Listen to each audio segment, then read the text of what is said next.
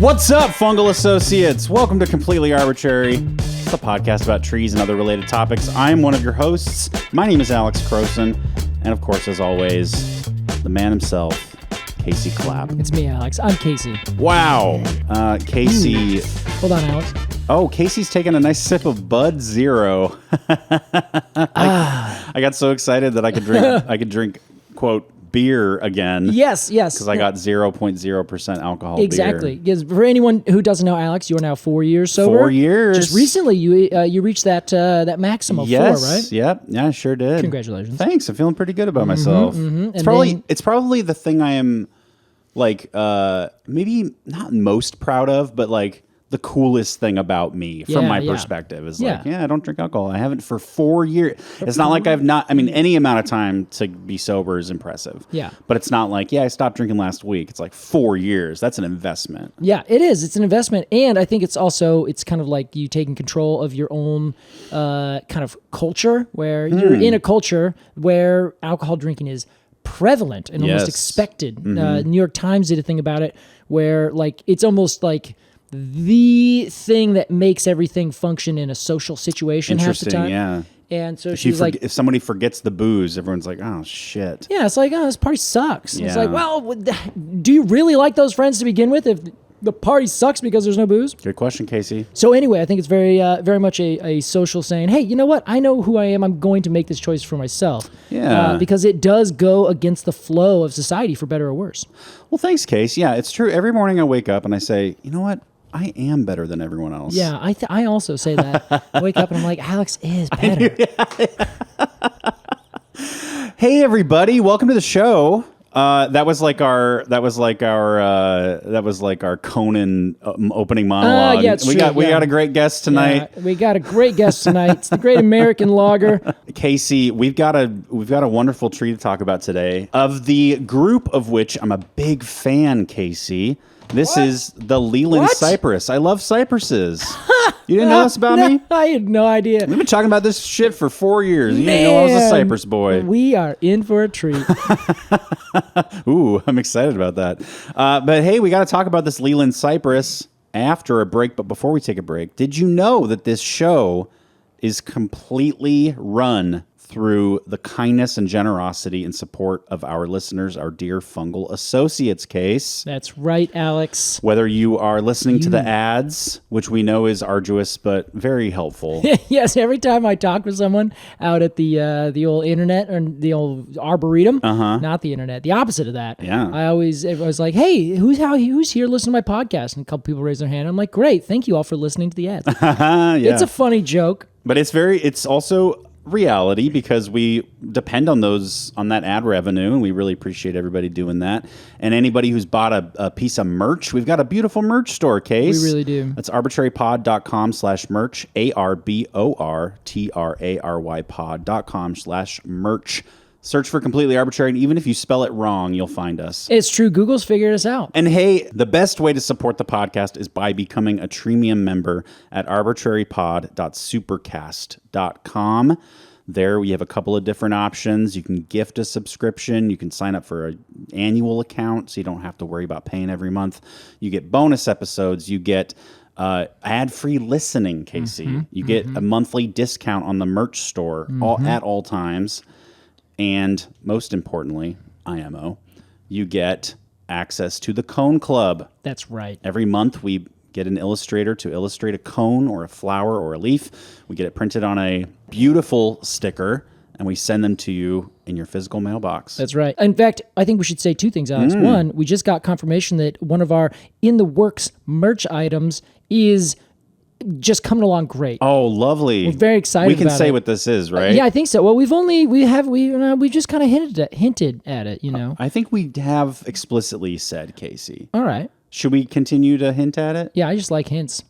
I feel like at a certain point there's a diminishing returns. All right. Let's drop the ball on three. Ready? Okay. 1, 2, 3. Sorry, I forgot what we were saying. We have hats. We got hats now. Yes, hats, yeah. We have hats in the works by a friend of the pod, a friend of mine, SJ. They're going to get that out to us here pretty soon. All handmade. I cannot tell you how excited I'm wearing the hat right now. Actually, that's true. It looks great on you. We got pre-versions of it. And of course, we're going to talk about the Leyland Cypress today. We've got to do so after a break. We'll be right back with Completely Arbortrary.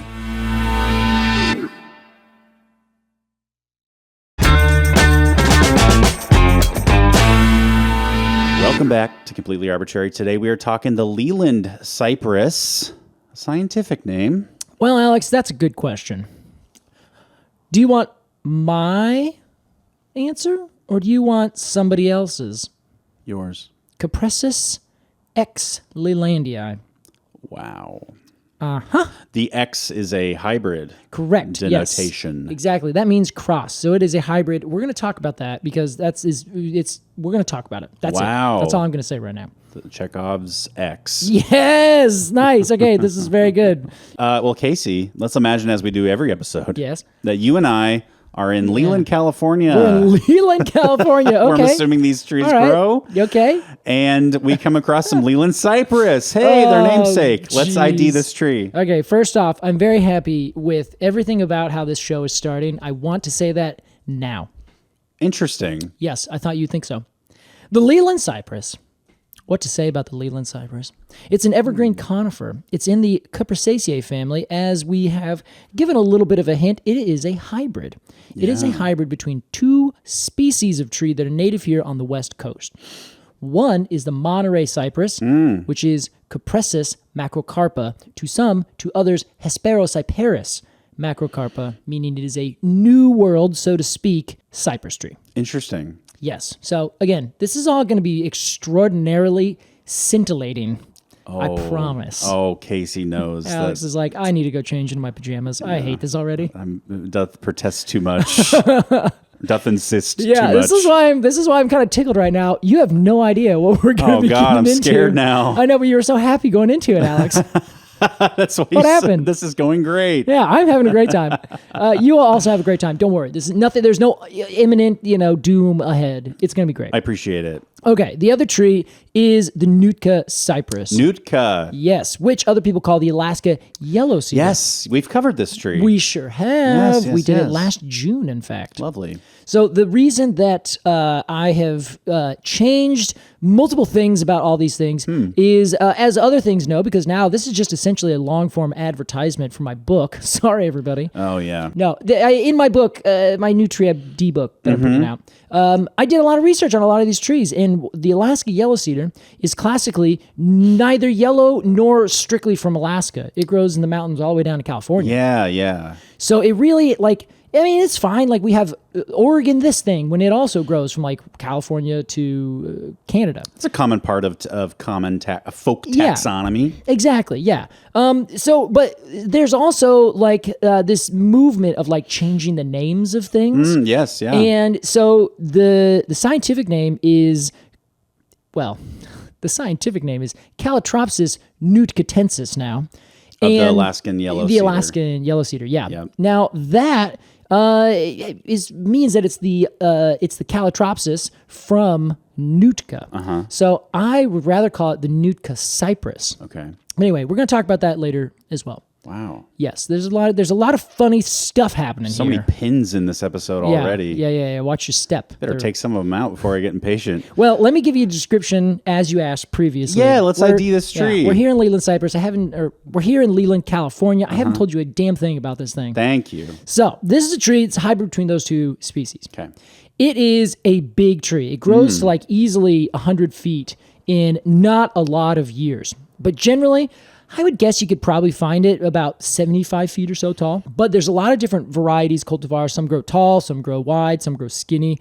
They are a very, very dynamic kind of tree like that. But for the most part, I don't know. I'd guess between 50 and 75 feet would be a very average, normal height that you'd see these trees. Nothing to shake your nose at. No, it's nothing to shake your nose at. It's really nice. Yeah, I do shake my nose at a lot of things. You know this, Alex. You go. Yeah, exactly like that. Yeah, It's hard to shake a nose these days. Imagine that you're trying to brush off a home plate with your nose. You know what I mean? That's what I'm imagining. Imagine kind of like in India they do this. Oh yeah, the head turn, the head nod kind of thing. Yeah. So here you go. So it's a very upright growing tree. Cool. All the branches grow upright, usually easily 30 to 45 degree angles up. Sounds very X-current. It's very much so. It has that nice central stem with all these branches going whip, whip, whoop, Okay. whoop. And so it looks kind of like a vertical firework. Like imagine you're watching a firework exploding out in all directions. Yeah. Mostly up and out. But the firework kind of center is always upwards moving.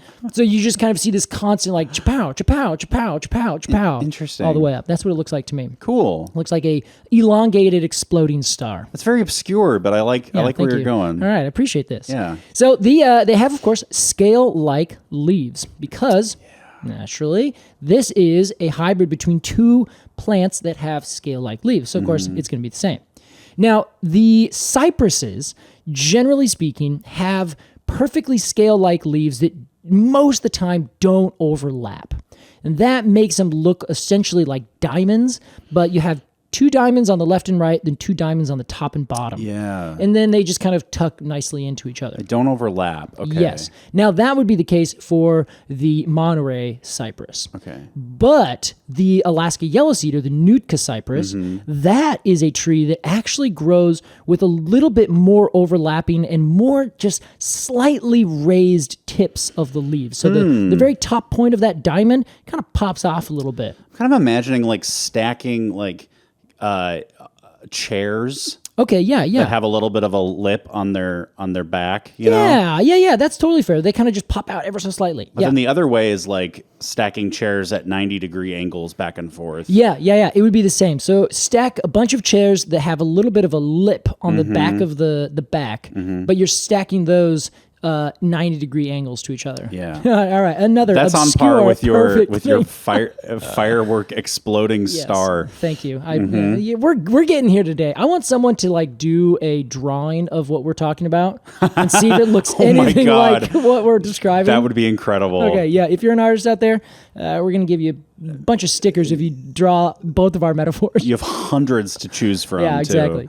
Okay, so take those two things and kind of combine them together, and you end up getting a leaf that doesn't quite perfectly line up, where it has different overlapping leaves ever so slightly that pop out, but they're rounded. They're not sharp at all. So it's like they basically pop out with these blunt-tipped triangles or diamonds. And then they have these other ones on the top and bottom. So that's the lateral leaves on the left and right and the facial leaves on the top and bottom.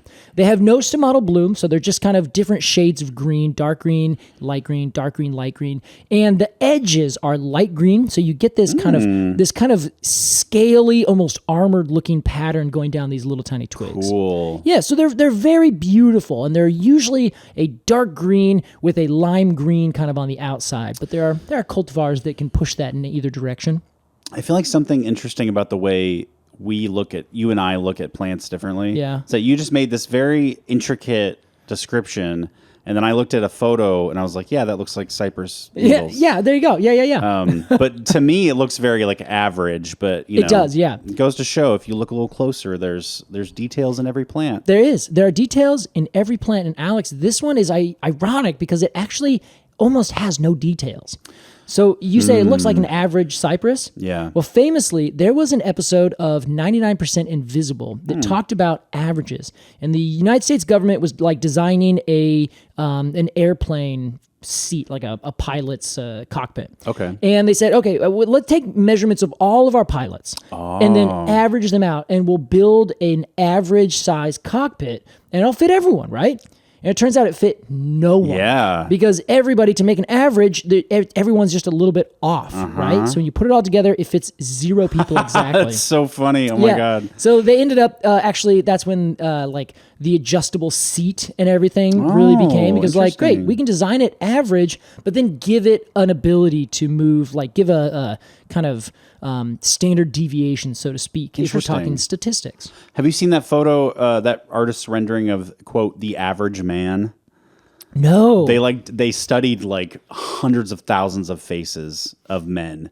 And No then way. they designed the average man, and it's so creepy because it looks like everyone and no one. Yes. It looks like an impossible face. Yeah. It is. It's really kind of a funny thing, but that I think is a really good description of the Leyland Cypress. Yeah. Because it averages out these two kind of different plants, but those two plants in and of themselves, like if you just looked at them and be like, okay, they're pretty average Sure. of their kind of variety. Compare that to a Western red cedar where it has the facial leaves are very, very small and inconspicuous, but the lateral ones are much longer, wider, and flatter. They have that nice, beautiful white on the bottom, right? Yeah. Then the Port Orford cedar, it has these X's on the bottom, and the Hinoki cypress, the Saguaro cypress, they all have like these unique things to them, mostly with the bottom of the leaf where you can see the stomatal bloom. And the Leyland Cypress Has none of that. just white printer paper. Yeah, it's fine. It looks fine. You look at it and you're like, okay, there it is. There's a cypress. Okay, great. It's inoffensive. I think that's quite apt for the leaves. Thank you. Yes, thank you. Oh, Meanwhile, it has reddish tinged twigs, which if you click and go over to our website. Yeah. Once you buy your merch, go and click on our show notes, and it'll take you to the Oregon State University landscape plants. And they have a couple pictures of a bunch of varieties of these. And the thing that always jumps out at me is it has these dark green kind of interior canopy foliage. Then the outer bits that are kind of newer are lighter lime green, and then the twigs themselves usually appear like a reddish brown. They Wow. kind of pop and contrast a little bit. it's a good look. Yeah, it's I not love when plants do that. the contrast between bits and parts. What's the one I'm thinking of? Like a willow that has like bright yellow twigs. Yes. And then like in the fall, it gets really red. Totally. So cool. There's two. That's the red osier dogwood and then yellow willow. Okay. So if you ever see those, they're always growing in the same kind of wetland area. Oh. And it's like these bright red twigs and these bright yellow twigs right next to each other. That's how when truckers are driving by, they're like, oh, McDonald's. Oh, it's just a bunch of dang trees. Yeah, sorry, truckers. We really just threw you under the bus there. So the other thing about this tree is it grows really fast.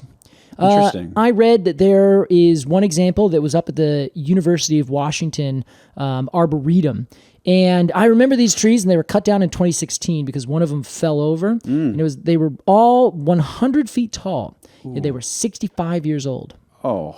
That is fast growth. Oh, I see. That's Yeah. real fast. Okay, wow. Yeah, so divide that into each other. That's like 100 divided by 65. And it's like almost 1.3 or something like that. Feet a year. Yes. Yeah. Isn't that Now that's wild? fast. That's fast. Okay. That's very fast. I don't know. I'm not great. I don't have a frame of reference. For how. Well, I mean, imagine like oak trees, like a fast-growing oak tree would put on like 6 inches of new growth, like new height in a Okay. year. Douglas fir growing wildly quick, like the fastest Douglas fir in the best situation, you could get a foot out of it. Now multiply that by 1.5 times. Wow. And that's how fast this tree grows. And that's pretty fast for like a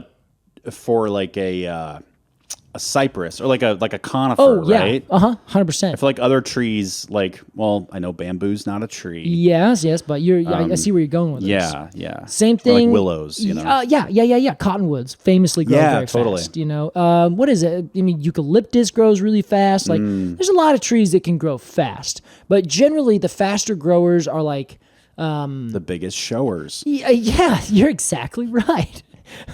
Tree of Heaven, that's the one I'm thinking of. Yeah, sure. That thing will literally grow 8 feet in a year. Like one sprout will just shoot straight up. Fucking crazy. Yeah. I wonder if this is related, Casey, because I'm looking at this tree and I did my cursory mid-episode Google search. Oh yeah, okay. And of course, This is why our intro lasts so long, because you're just like, keep telling me more. Are you typing? Yeah, I see now. yeah.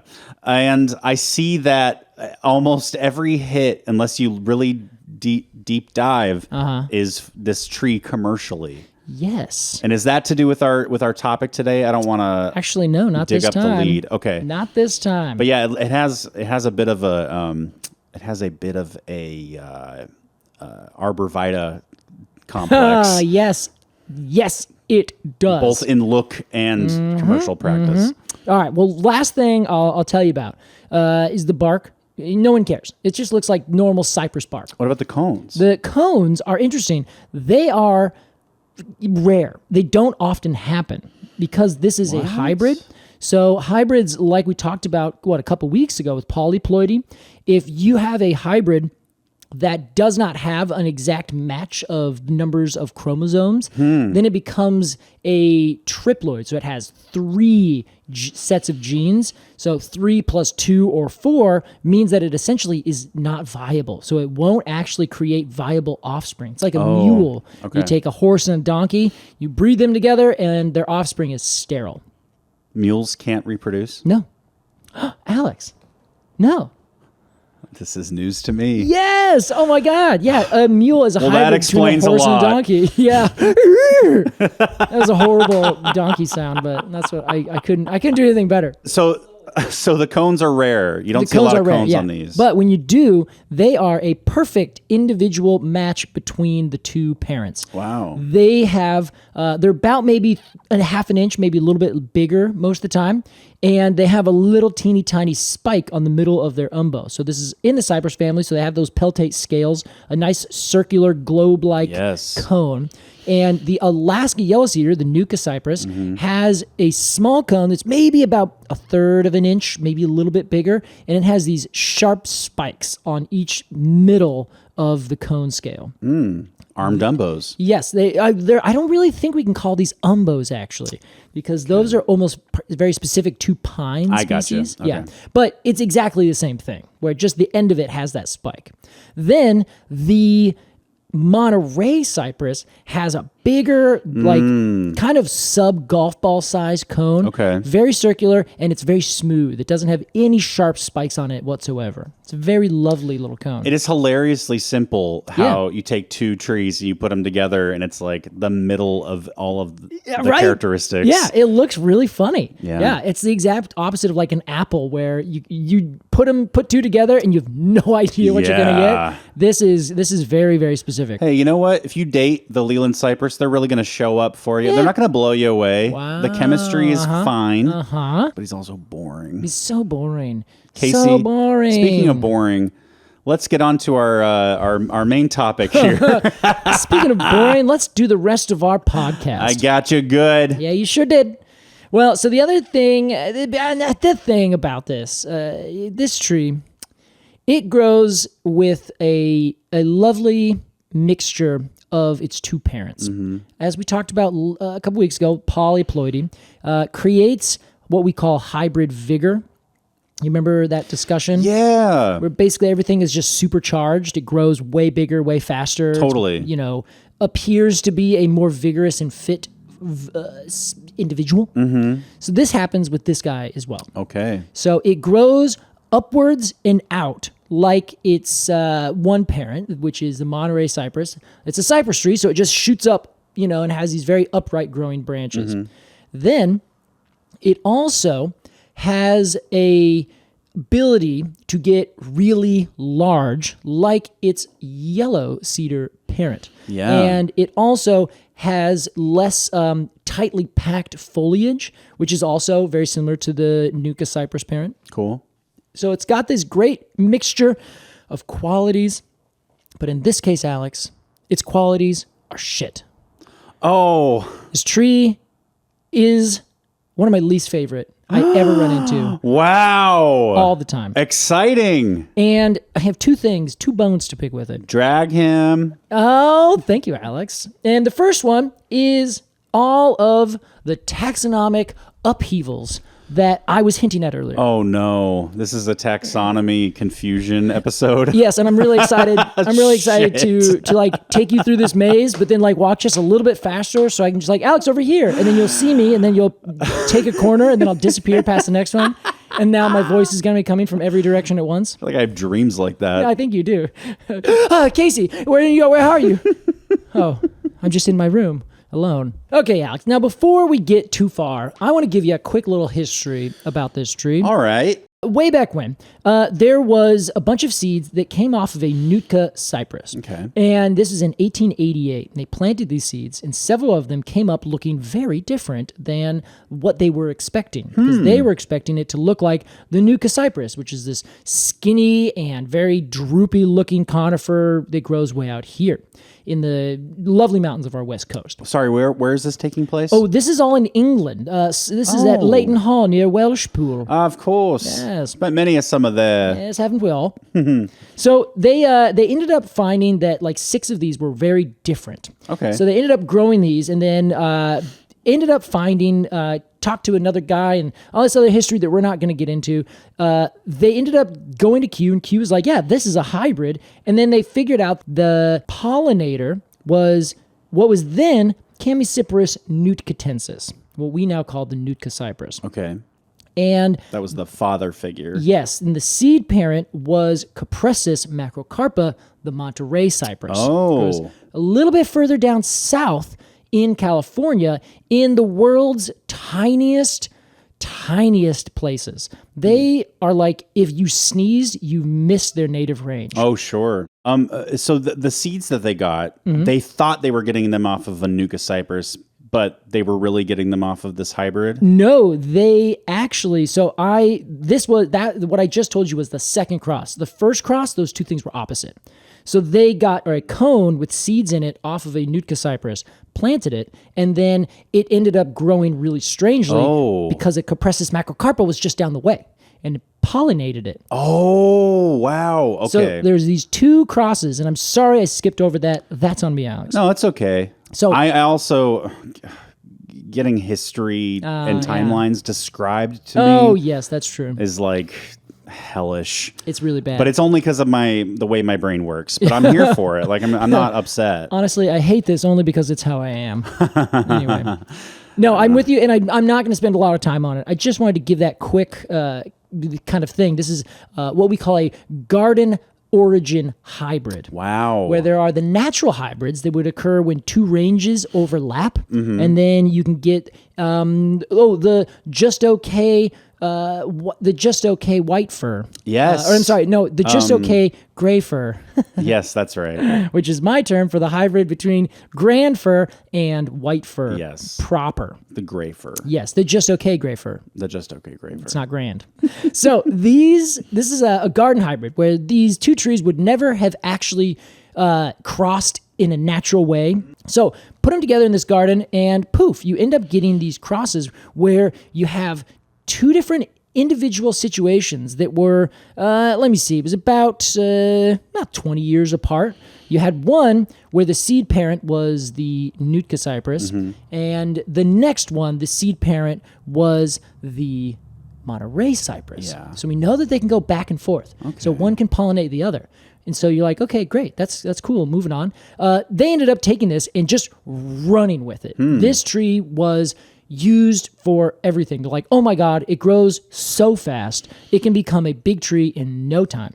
It can be planted almost anywhere because one tree grows right along the coast. I mean, like, you spit, it drops its cones into the water. It's that close. Wow. The other one grows at the highest elevations in all of the mountains from Northern California all the way up through British Columbia. At like super high elevations, it gets doused with feet of snow every single year. Toughest tree there is. These are the mother and father, respectively, or yes. father and mother. Exactly, respectively.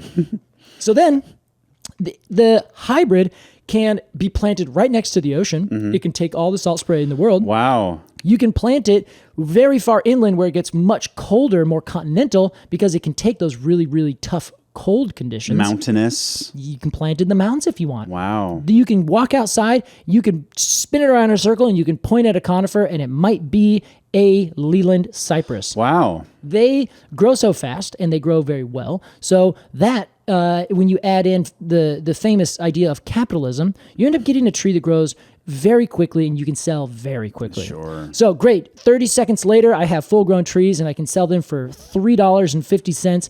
Everyone's going to buy them. It cost me literally $0. It just took me a few years, some water. Sure. Money really does grow on trees. It really does grow on trees for the Leyland Cypress.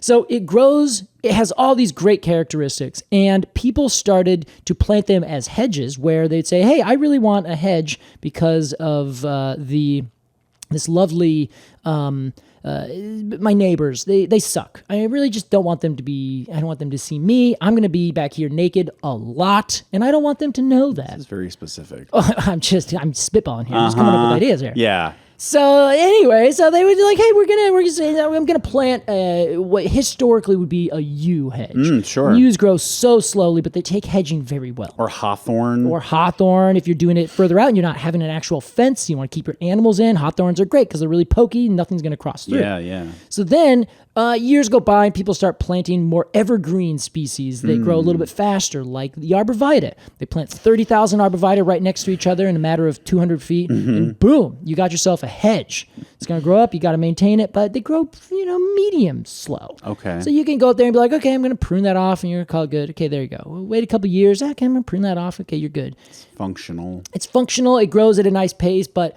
once it gets up to the size, you're good to go. Yeah. The Leyland Cypress will get up to size in a matter of minutes. It grows 1.5 feet a year. Right. So if you plant it and it is 6 feet tall, then you need to wait a mere 2 years after it gets established.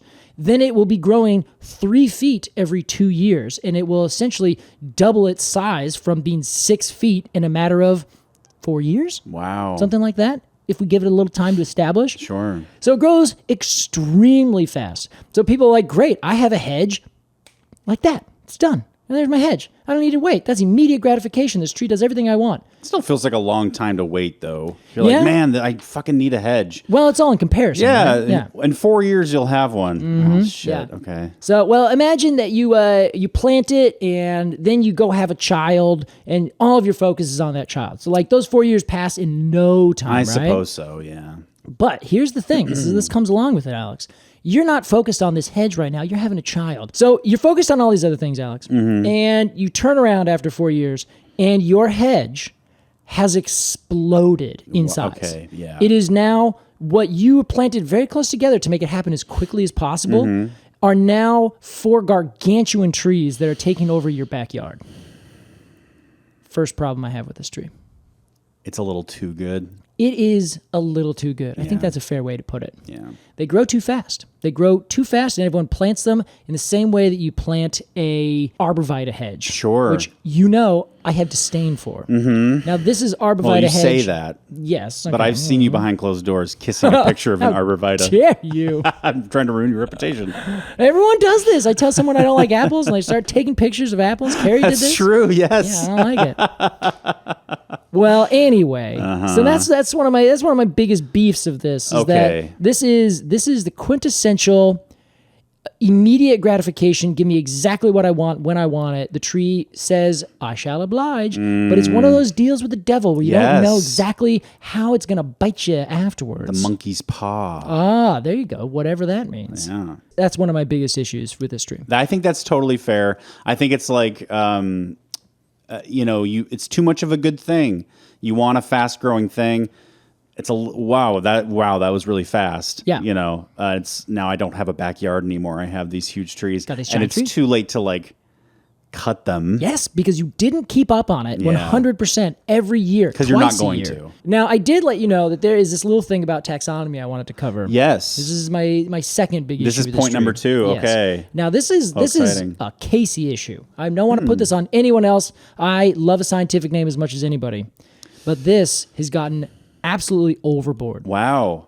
In my book, I usually wrote the synonyms of all the trees. So I'd say, here's a scientific name, most up to date. Then I would put a synonym next to it saying, hey, it also used to be called this. Oh, I didn't know that was called a synonym. Yes. Okay. So let's take, any tree that gets an updated name. The old names become synonyms. Ah, okay. And you also get that if two people independently identify a tree or describe it, give it two different names, then both of those names are considered accurate. The one that happened first gets precedence. The one that happened second becomes a synonym of the first. It's like when you go to a band's Wikipedia page, and here's all the past members. Here's the active members. Yes. And then here's all the bassists that they had to kick out. Yeah, that's exactly it, because their funk was too thick. That's exactly right. Yeah. Okay. So- Interesting. When this tree was first found and hybridized, and there was those two individuals. One was named Cupressus macrocarpa. Okay. That is the Monterey cypress. Yep. Done. Easy. Then the other one was Cupressus nootkatensis. That's how I learned that tree. That is the Nootka cypress, the Alaska yellow cedar. That tree then got shifted from Cypress. They said, no, there has to be more to this. And they split it off. And they ended up saying, actually, we think, well, I should go back. Really, they first called it a Cupressus. There's more to the story. Then they put it to Cypress. And then they said, well, no, this isn't really Cupressus. This isn't really Cypress.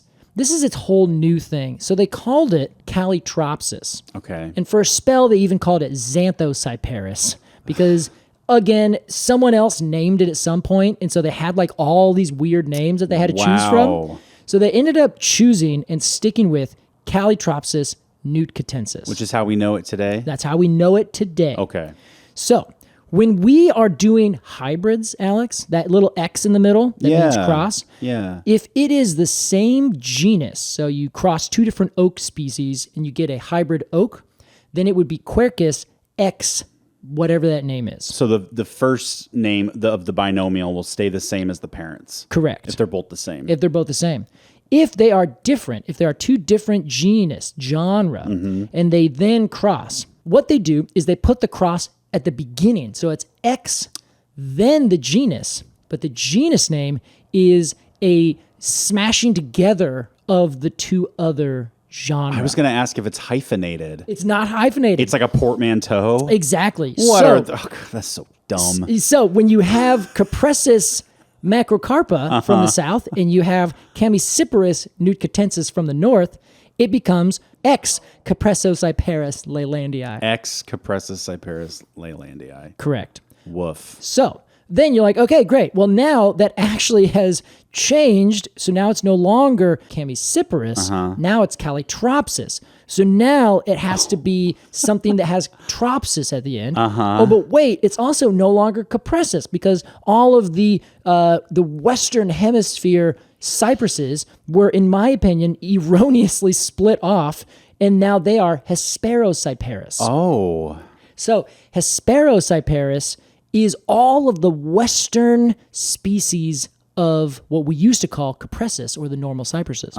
So the Arizona cypress, Cupressus arizonica, is now Hesperotropsis. Wow. Yes, Hesperotropsis. God, I'm getting myself confused, Alex. And this is my issue. I know. You're sweating. I'm sweating. We can take a breath. No, I'm fine.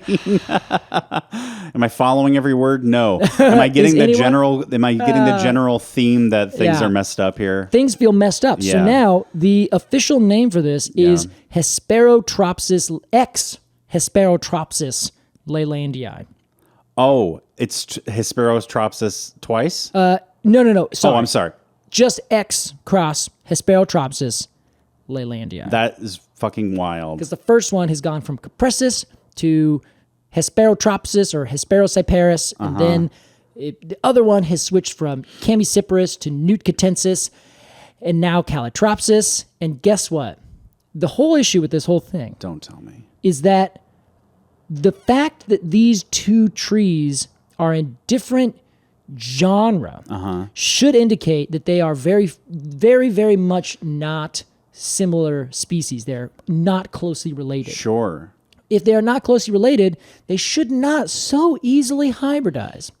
So the fact that they so easily hybridize and a bunch of other small things that come with little taxonomic things leads one to believe that, in fact, the Nootka cypress should just be a cypress. It should be what is now called Hesperotropsis, or I'm sorry, Hesperocyparis. Yeah. So we should have all this come together.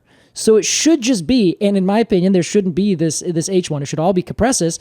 This should just be Cupressus X leylandii, the thing we started at the very beginning. So this whole complicated story, and I'm looking at my notes, and I'm like getting cross-eyed trying to figure out which one is which, because they all switched around, and there's X's over here, and this one's Calotropsis, now that one's Hesperocyparis, and that one's Hespero... It's quite something. Wow. Have you heard the term, Casey, a camel is just a horse designed by a committee? I don't know that I have heard that. Do you know you get it from context, kind of what it means. It's I feel like it, yeah. A horse is like such a simple, beautiful animal. Uh-huh. But if you get a committee to design a horse, it's going to look like a fucking It's gonna camel. look like a camel. Like a weird, elongated, lumpy, You know what like else? impractical. Yeah. Can we get the delegate from over there? Yeah. What do you think? Oh, it needs to have eyelashes. What is the point of the eyelash? Okay, yeah. Oh, and it needs to spit at people? Okay. It does. Are you sure? Does it need to? Does it need to? Yeah, you're not going to budge on that? Okay, great. Okay, perfect. That's kind of the vibe I'm getting from this. All right, We're like yeah. too many cooks in the kitchen. Yes. We need like a dictatorship in science taxonomy. Yeah, which we have, and this is their response, right? It's so silly. It's kind of the issue is that both of the scientific names in taxonomy, which is made up to begin with, yeah. is getting changed on either side. Mm-hmm. So because this is a hybrid, it's all changing in response to it. Right. So we can't keep this It's like a name. domino effect. Yeah. We can't just say, all right, we're going to call it this and we're going to walk away. Yeah. Because it is dependent on these other two things that are constantly in flux. It's maddening. It is so maddening. And so in the book, I wrote down one, like the most recent scientific name for it. And then I said, and others, but they all end in leylandii. So if you see anything that ends in leylandii, just that is the species we're talking about. Okay. Wow, Casey. On one side, Alex, to close this wrap, put a nice little bow on this. I mean, unless you have other things to say, as I'm curious about your opinion on this. I'll save that for my review. Okay.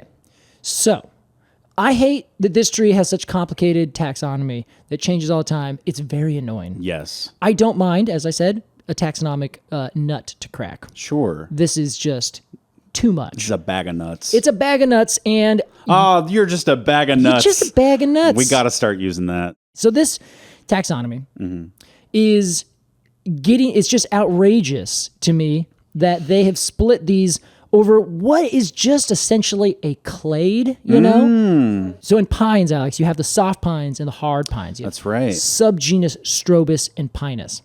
Those trees look completely different. Oaks, red and white oaks. Yes, exactly. That's Another one of my subgenus, yeah. favorite clade splits. Yeah, right? But they're all oaks, Exactly. right? Clean. It's very clean. It's very easy. They said, but the cypresses, no, you all grow over there and you all grow over there. We're sure that you're two different clades. You split and now you are A and you're B. And so we're going to change your scientific name. It's like, well, why? There's no point to it. They So are silly. They look for all intents and purposes pretty much exactly the same. There's some small differences, but no bigger than the oaks and no bigger than the pines. There are in my small opinion. differences in any genus. Yeah. So you're causing trouble for the Leyland Cypress for no good reason on the cypress side, on the one parent. On the other parent, you've changed the name 30,000 times because you can't figure out that it's just the first thing that it was. It is just a weird looking normal cypress that happens to grow in places where very few to no other cypresses grow. So Yeah. great. Okay, it did it. It made this choice. It's very good at that adaptation. I'm sorry, I think it's still a cypress. I think that in that one, that's the one space that I think you might be able to say, okay, it's so close to being a cypress, but it is just unique enough in a couple different things. Like remember we were talking about the morphology of the cone with the little bit on it and the leaves, they pop off a little bit. Sure. So it does. It has those differences. So I'm okay with that. But the fact that it hybridizes so easily makes me think that it's like, I just don't know. Like all the clues point to everything here should just be Cupressus. And the hybridization, I agree with you. So Alex, that's one side of it. Yeah. The other side is how this tree is used. This is another commercialized version of a shitty tree. Yeah. Biggest issue is that it counts as a large tree for like city regulations, yet it grows at 100 miles per hour. So people will plant it like 3 or 5 in the back corner of this lot, and then great, now you got your big tree. It will be a big tree in no time, but it will also like take over, and it is a tree that has hybrid vigor, so it grows too fast, and in my experience is not super stable all the time. So sometimes randomly one will just kind of keel over. I don't think the roots have a very strong foundation. I also generally find that this tree does not really have a beautiful canopy. Like, that's my opinion. And maybe it's biased because now I see it all the time. I'm like, oh my God, there's another one. Oh my God, there's another one. And so when You're see looking at something, like ones in the wild too? no, they don't grow in the wild. They're only planted in cities and around houses. Oh. This is a garden hybrid, remember? That's right. Yes, so it's only everywhere Wow, because they people have- grow it and plant it. So anyway, it's planted just everywhere for the wrong reasons and in the wrong places where better, longer-lived, tougher trees could be planted Wow. and do way better. And I just hate them. I just hate these trees. I think these trees suck. Casey, this is starting to sound a lot like your review. Yeah, I'm not giving my review yet. We haven't entered in that phase. I always take your cue on that. But I think that we should do something kind of fun here. Oh, what is this? When we get back from the break, the very first thing you're going to hear is Casey's cone score for this tree. But we must do so after the break, after we splash some cold water on our face. We'll be right back with Completely Arbortrary.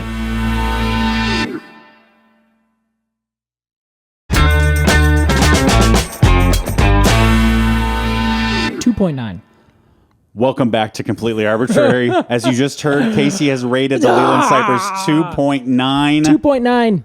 And the only Wow. reason it's higher than 2.5 is because I found a cone on one the other day. And Oh. I thought it was kind of nice. Okay. So I took it and I put it into a jar.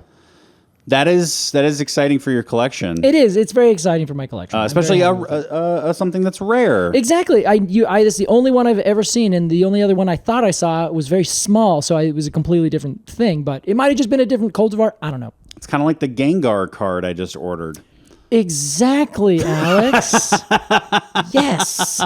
All right, 2.9. Yeah, I think it's at 2.9 because this tree is just the worst. It's just the worst. There's I know that it's a tree. It's nice. And we've had other people comment. They're like, well, hey, this tree, I know you hate it, but it's a tree where there are no other trees. Fine. That's not the point of this podcast, Exactly. by the way. That's not the point. You guys, you give it a rating, send it to us, and we'll let the world know. This is a subjective podcast by design. Yes, precisely. I do not like this tree. I don't like seeing it. I don't want it to be around. And if Yeah. you plant one, you need to take it out and plant a different tree. You are a bad person. You're the problem in this country. No, that's not true. That's only if you plant arborvitae to keep your neighbors at bay. Oh, true, yeah. We got plenty of other problems. Yeah, just let your neighbors see you naked. Come on. Do it. Do it as I'm peering over the fence. Casey's your neighbor, by the way. I'm your neighbor. Cut down your hedges. You yell over the fence. Let your neighbors see you naked. Yeah, have you ever I should just make that a sign as I go down and just like a protest. That'd be great. Go walk in front of some hedges in front of someone's house.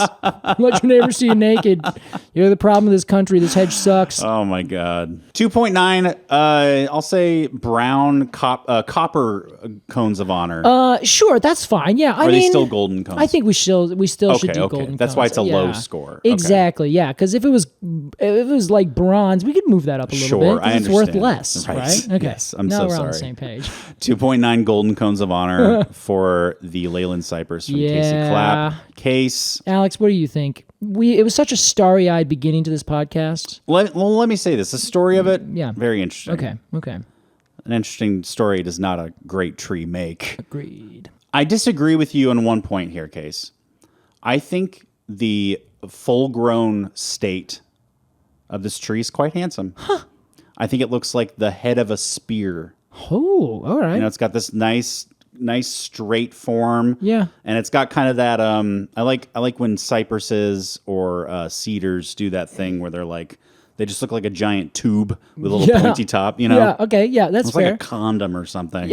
Alex he collects condoms, so he's got I a do. bunch on the wall. Don't go here. spreading that rumor. Sorry, okay, sorry. Other rumors are fine, but not me collecting condoms. I mean, they're not used. Come on, he's not an Jesus animal. Christ. They're just Disgusting. But the naming thing, I just have a word for the people in charge of this. Just stop. Just please. We need a campaign in 2025. Okay. And it's called the Great Cypress Lump of 2025. The Great Cypress Lump. We need to take all of these obscure cypresses. The Cupressus is untamed. It's a mess. It's a mess. Somebody needs to clean it up, okay? Somebody needs to right some wrongs here. I think it might end up being you, honestly. No. We need a great lumping of all of these little microclades. And, these have different, so they grow on the west side of this, so they have to be, Shut up! Get your shit together and call it a cypress. What's going on? Okay, all right. It's so fucking annoying. I appreciate some splitting. I think it's necessary at times. I agree. But in especially with the Cupressus, it needs a great lump. Okay, great cypress lump of 2025. Great cypress There's going to lump. be a Wikipedia page about this in 2 years. I love it. Yeah. So I don't love this tree. I just see it as another arborvitae. Wow. Oh, that is such a good burn. Yeah, so I'm going to give it like a 2.4. Yes. All right. That's not even 2.5. Yeah. We got to have like the opposite of a golden arboretum of honor. Yes, where, I've been thinking about this. Yeah, you just get your slide whistle and you're just like, that was our review of the Leyland Cypress. We hope you enjoyed it. Yeah. Casey, it's time for a bit of a game, a bit of a match. Oh. This is one of my recent favorites, the Slang Game. Oh, heck yeah. Here's how it works. I'm going to slang at you some slang words that you've never heard before. And you are going to tell me if they were tree terms, what they would mean. Oh, if they were tree terms, what would they mean? Yep. All right, I see. So you've never heard these slang terms before. Okay. And today we're traveling to the jolly old world of England. Wow. The country probably with my favorite English slang. Yeah, I think that makes sense. Yeah. I guess, yeah, it does. It makes sense literally and figuratively because I was like, well, Alex, of course, England would have the best English slang. But then it took me a second to realize, well, other English-speaking countries also have slang. It's true. And I think because I'm an English speaker, slang in other languages doesn't hit quite as hard. Yeah, that's true. Because I can't tell the difference between a slang word and a normal word. Yeah, you know? I think that is quite literally lost in translation. Nice. Thank you. It's a pretty common saying. Well, Casey, I've got 5 slangy words. And you are going to tell me what you think they mean, and then we're going to theorize a little bit on each one, and then I'll tell you what they mean in the end. Our first word is chuffed.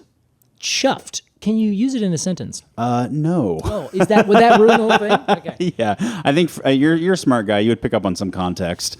So that's CHUFFED, chuffed. Chuffed. And I would say it's an adjective. An adjective. So you would describe something as chuffed. Yes. I think, I'm going to say chuffed. So if this was a tree-related term, what would it mean? Correct. This is the premise. Yep. Or like arborist term or, Yeah. Chuffed. It was chuffed. That thing is chuffed. You know what? I would describe it like a tree that explodes for some reason. Interesting. So like lightning hits it, it's completely gone. chuffed. Or if it it falls on the ground, smashes. You know, redwoods famously did this. It's kind of the big issue about giant redwood trees. They would cut them down, and then when they hit the ground from such lofty heights, they would literally explode. Turn into sawdust. Yeah. So I think that would be like, oh my God, that tree is really chuffed. Okay, interesting. Yeah, that's what I'd say. I think it would be somebody over prunes. Oh, yeah. And that tree's completely chuffed. That tree's chuffed. They went a little hard on the pruning. You're going to have to cut that one down. Yeah. All right. I like chuffed. that. Okay, that's a good one. Well, Casey, chuffed means, I'll use it in a sentence to describe it. I'm really chuffed that you came over today. Really? I'm very pleased. I'm chuffed. Pleased. Yes. Okay, because I was thinking it sounded too much like chaffed. Like, sure. You know, and that would be like, I'm a bit chaffed that you came over. Yeah. Like, why the hell are you here? My thighs are chafing because you came over here. Yes. Yeah. Well, again, let your neighbors see you naked. Yeah, chuffed is, I'm so pleased. I'm chuffed. I'm really chuffed. All right. Feeling very chuffed with myself. I hope the name of this episode is Let Your Neighbors See You Naked. You know what? Cypress. Because you asked, I will. I'll make it now, happen. that's going to be some clickbait, you guys. Whoever's listening to this is going to be like, this was not an interesting talk for this. All right, ready for next one, Case? All right, I am chuffed about this. Wow. Oh, that's a new rule. You have to use each subsequent word. Shit. Okay. Chunder. Chunder. Mm-hmm. Okay. All right. Chunder. I now see the last one.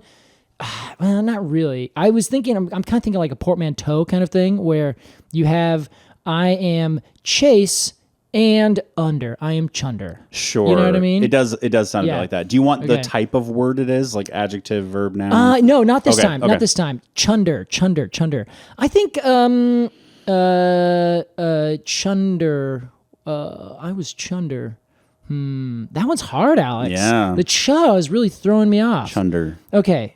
Do you know what it means already? do, Okay, yeah, all right. yeah. So I think that chunder, if it's relating to a tree term, I think it's probably going to be the sound of a bunch of trees getting pushed down a log flume or something like that. Okay, You know, yeah. you log all these trees and they're coming down and they're like, well, I can hear the chundering over there. I love the Sounds sound like of the logs chunder are in the coming down. morning. Yeah. There you go. okay. That's what I think. But that feels a Okay. little bit more like a Western North America logging thing. Sure. I don't know if that was, happening in famously mountainous England. I can see the famously mountainous.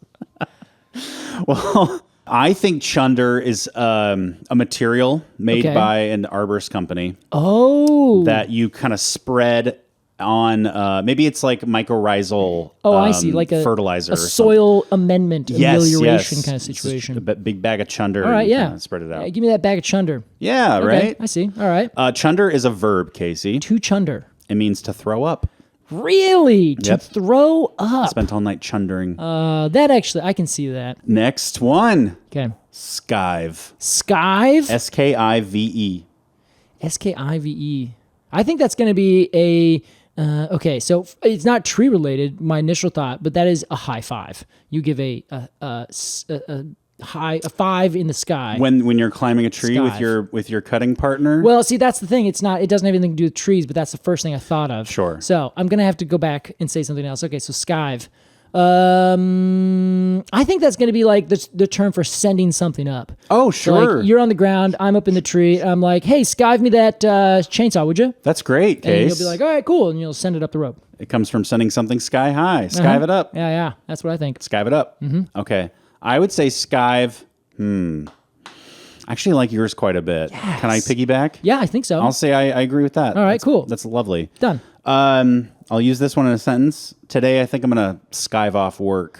Oh, is it kind of like, fuck off a little bit? play Maybe hooky. A little hooky there? All right, yeah. Okay, skive. To skive Yeah. off work. Those kids skived off school today. Yeah, that's not what I was thinking. Dang, all right, that's a good one. Yeah, isn't that a fun one? Yeah. Okay. Alex, I'm trying to skive off to the woods this afternoon. Well used, Case. Yeah, thank you. I don't think I'll be able to, but I'm going to try. Oh, you should. I got a lot of stuff to do, Alex. Oh, I thought you were going camping. I was also thinking I'm going to go camping, so Sorry. fingers crossed. Okay. Well, let's hurry it up and finish this episode. All right. Don't cut any of that out. Okay. Hey, listen, Alex, I got other plans. Can we just skive off? I also have other plans, Casey. Today is the last day of school here. All right. Next one. Okay. Jammy. Jammy. Jammy. I mean, obviously that is your pajamas. That's what you wear at night. Yeah. Yeah. All right. But that's borderline not even slang. That's accepted. Sure. That's just. That's gone around. So jammy. Yeah. Jammy. I'm gonna say a jammy is when you put a branch in the chipper. Gets jammed. Oops. Got a jammy. Yeah, you got a jammy over there, and you're like, ah! It's like You have to figure it out. walkie-talkie. Like Yes, yeah. She's so good. acutifying a word. Yeah. There's a whole term for that. I think jammy is kind of like Jimmy. Like what you said skive was. Yeah. Like jammy up. You take yourself up a tree. Yeah. You jammy up to the fifth Oh, branch. I see. Yeah. Jammy on up there and grab that. Yes. Okay, I see. Yeah. Yeah. All right. 'Cause Yeah. it does sound kind of like a. It does sound kind of like a quick action, doesn't it? Like Yeah. jammy. Like Yeah. I think so. It's like, hey, Jammy, come on. yeah. So it's like, go. On delay, jammy. All right, sure. All right. Jammy, Casey. It means lucky. You jammy bastard. No way. Yeah. God, I would never have guessed that. Yeah. Casey, our last one might be a little controversial, and my apologies to any Brits. Yeah. This is an unjammy day for them. But our last one, again, this is a bit rude in British terminology. Okay. Minge. Minge. It's a vagina. Fuck. That was the Slang Game. Casey, it's time for a Completely Arbortrary AMA. Oh, God. And today we have one from Sage Minor. Oh, hello, Sage Minor. Sage says, internship ideas? I am in search of an internship in the industry and was wondering if you knew of any cool places that I could look into. I'm in the Seattle area, and I know that Casey has spent some time up here. Mm-hmm. It's a graduation requirement. So any suggestions would be awesome. Casey, I thought this was a great question because you can have a really deep interest in something and a great love for something, a passion for something. Yeah. And still be like, oh, how do I make money from this? Oh, God, you're telling me. Yeah, well, both of us. Where there's like no clear, I didn't even know you could make money as a musician when I was a kid. I was just like, well, obviously I'm not going to study that at school. But if you are so fortunate enough to have gone to study the thing that you're most passionate about, and that thing is trees, you might be wondering, well, what do I do when I get my little piece of paper, my cap and gown, and my $80,000 in debt? Where do I go from there? Casey, let's talk internships. This is great. This is a great question. Here's how I want to do it. Okay. I'm going to give you kind of a proposal, like a situation. And I'm going to act as that thing, as that person. Okay. And you're going to tell me where, maybe an option of where I could look. All right, done. That sounds great. Terribly described. Yeah, but this is perfect. No. You're good. let's start with this. Casey. Yep.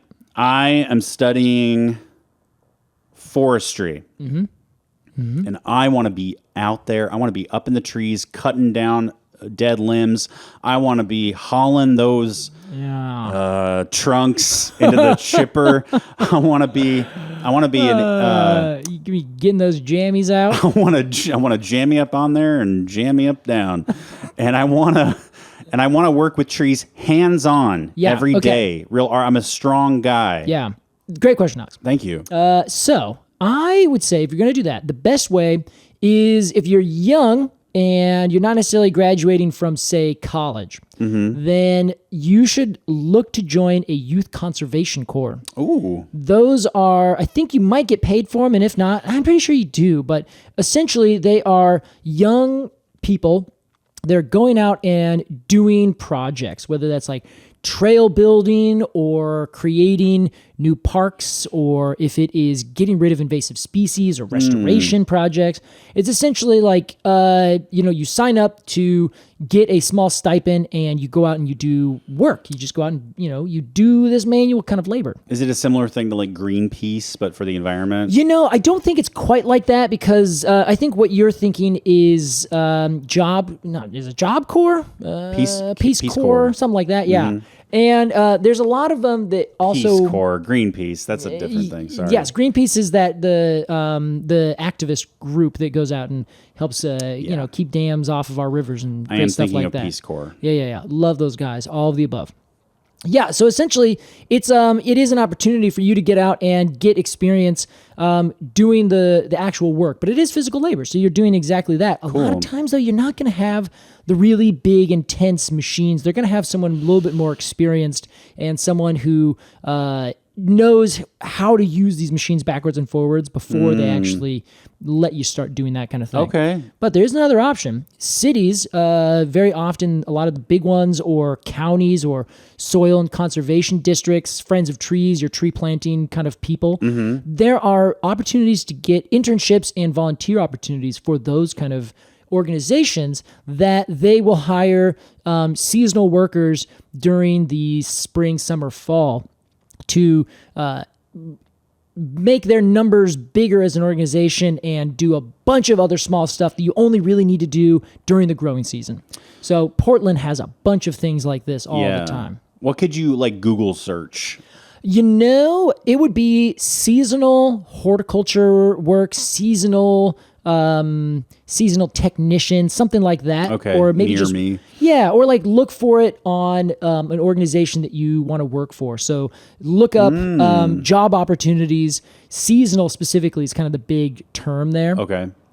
There's also like community aids is something that Portland uses. So there's a lot of like technical terms for the classification on the back end, but on the front end, you're doing something that doesn't really sound anything like it. Okay. But that would be like go to the USDA Forest Service, go to your local cities, your local counties, and just look at their job descriptions in like February, because that's when they're really going to start doing all these things. They'll gear up and they'll actually hire you in April or May. Okay, they're hiring for spring. Exactly. Hiring for mid spring, and then you'll be there for 6 months. And then in September, they usually say, all right, thank you very much. And then you can ideally go back to school or work on your next project, which is getting a job at a coffee shop and using your degree for nothing until the next time. No, I'm just kidding. That's just, it's fun.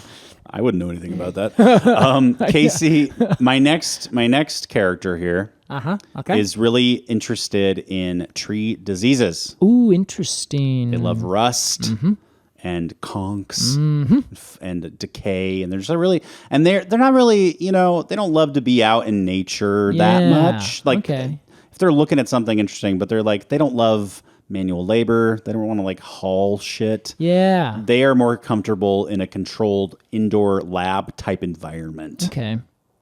Where would you suggest this person looks for internship or volunteer opportunities? I would probably say the best places for those are colleges and some private companies.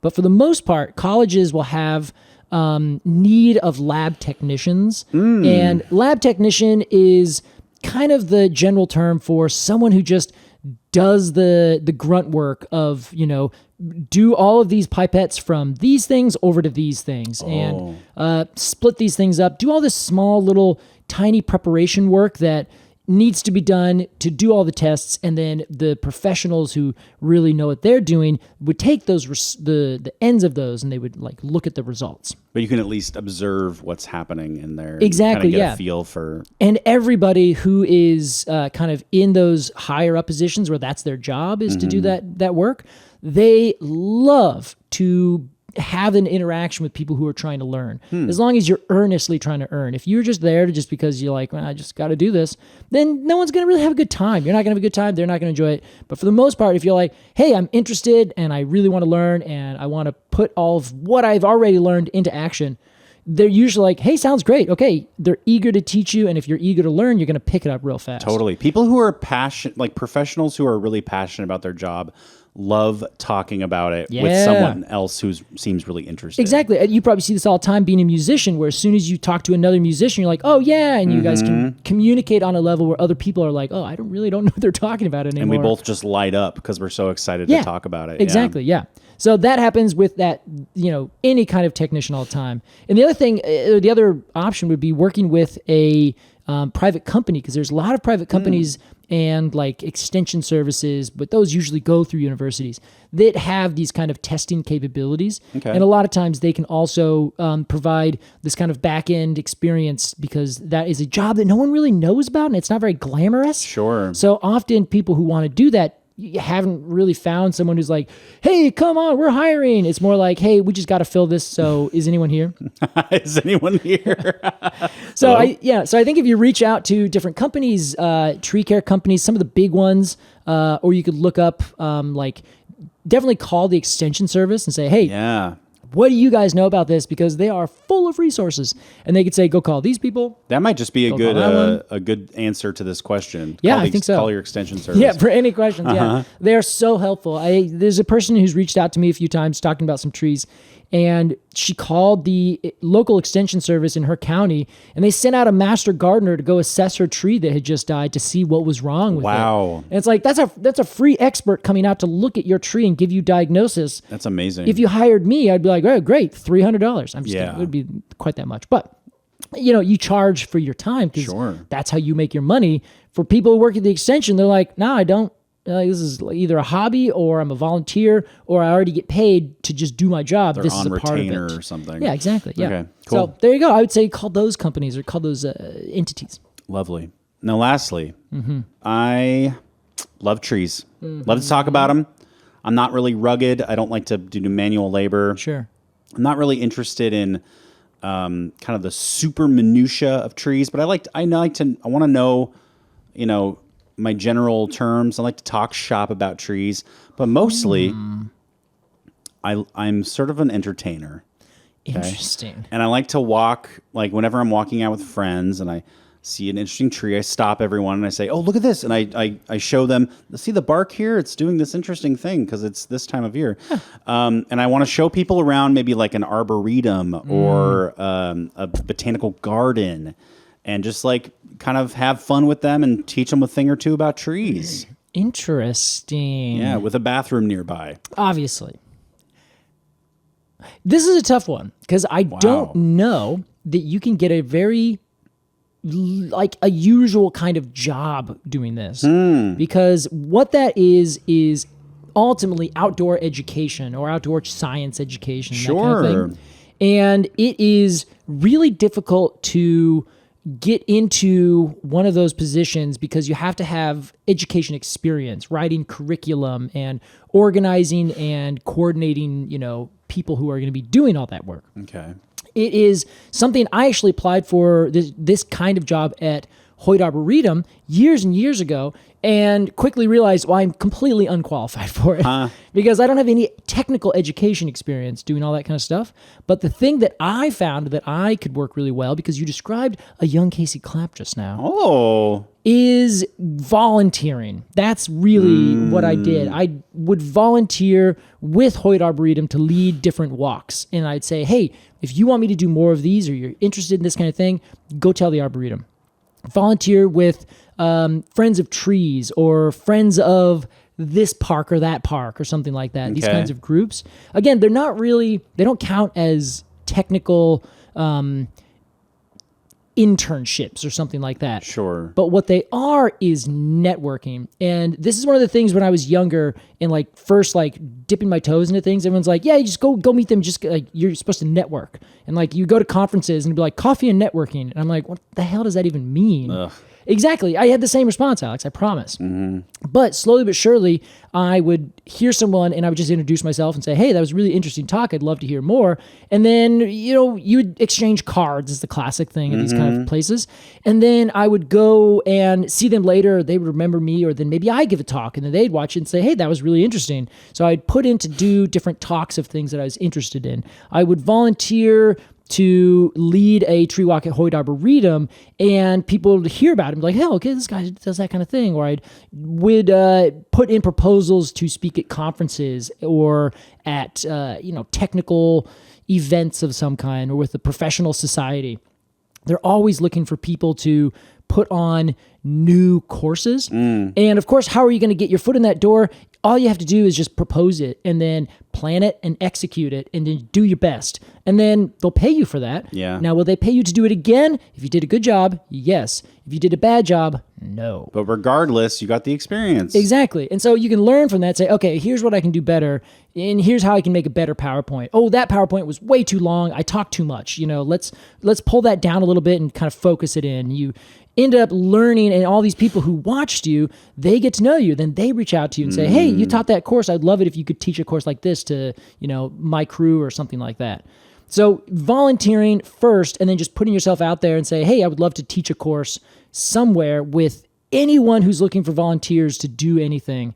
That is going to get your feet in the door. And as soon as you start doing that, it's a snowball effect. Totally. Where you do it for a couple years and you're working at your coffee shop job, but then you get off and you go do a tree walk because you're just liking to do that, and you let some other group with all of the sway in the world, the Friends of Trees of Portland, everyone knows about them. They're all on the email.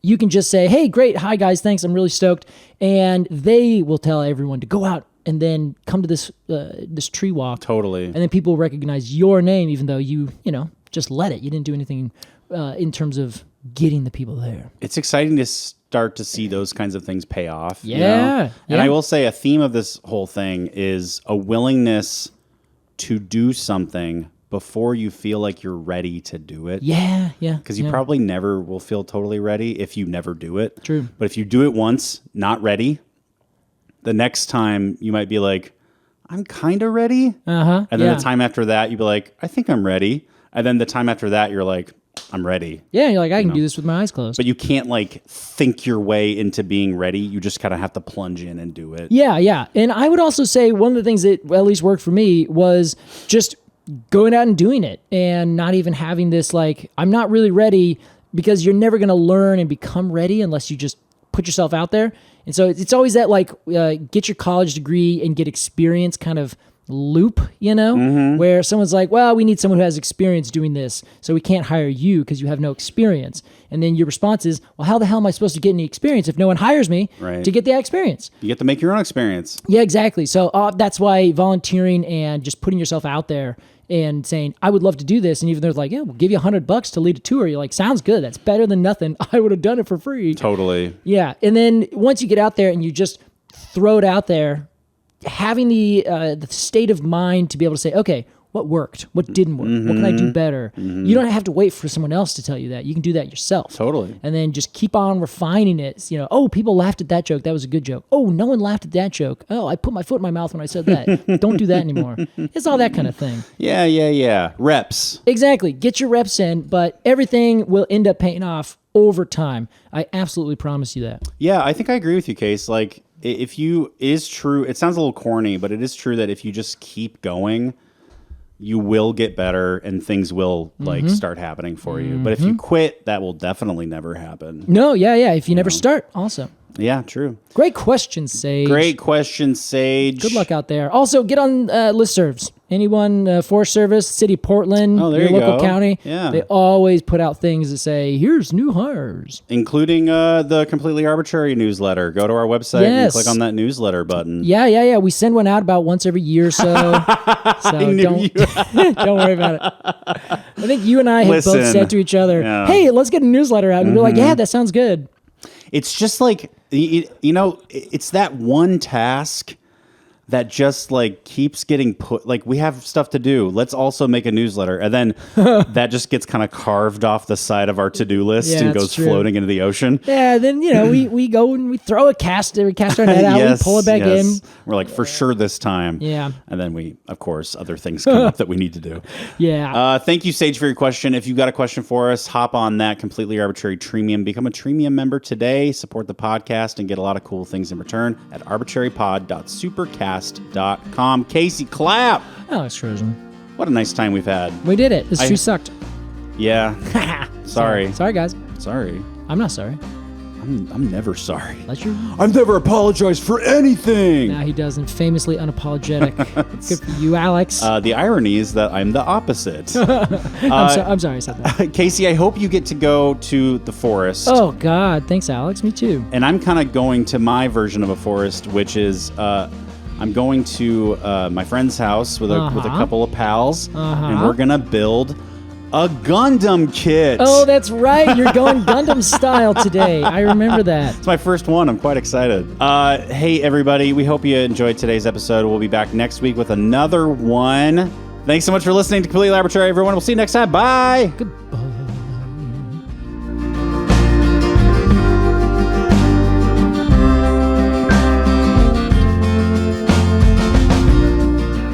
Completely Arbortrary is produced by Alex Crowson and Casey Clapp.